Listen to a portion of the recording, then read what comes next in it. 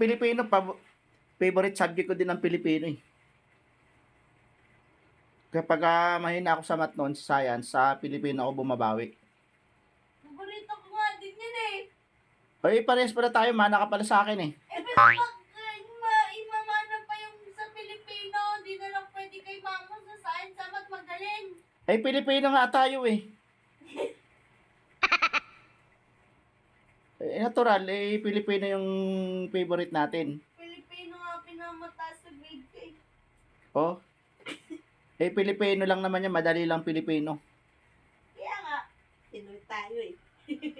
Oh. Ang science dapat talaga pag-aralan mong maigi yun kasi maraming sa panahon ngayon, mga computerized na tayo ngayon.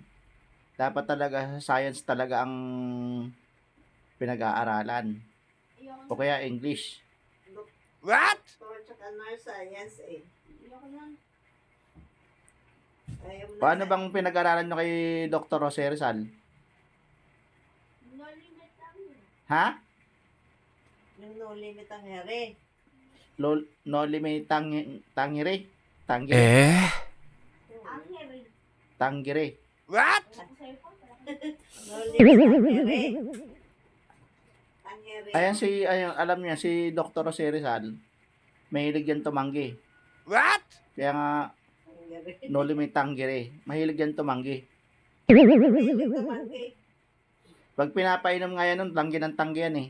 What? Kasi ayaw talaga ni Dr. Jose Rizal na umiinom ng alak ang tao. Di ba? Ngayon, ayan si Dr. Jose Rizal nak. Bago namatay si Dr. Jose Rizal nak, nagpaalam sa akin yan. Nagabilin yan sa akin si Dr. Jose Rizal. Na kung siya daw ay papanaw at mawawala na siya sa mundo, ibilin, kung ako daw magkakaanak, ibilin daw sa akin sa mga anak ko na turuan ko daw mga ano po yung anak ko. Yun ang sabi niya. Tapos, binilin pa ni Dr. Jose Rizal na dapat daw pag unang mga ano po yung mga anak dapat sa magulang, hindi sa ibang tao. Kasi ang mga magulang daw ang nagpapaaral at ang nagbumubuhay sa mga anak at nag-alaga simula nung mga bata pa sila hanggang sa ayun lang, yun binili lang sa akin ni Dr. Jose Rizal. What?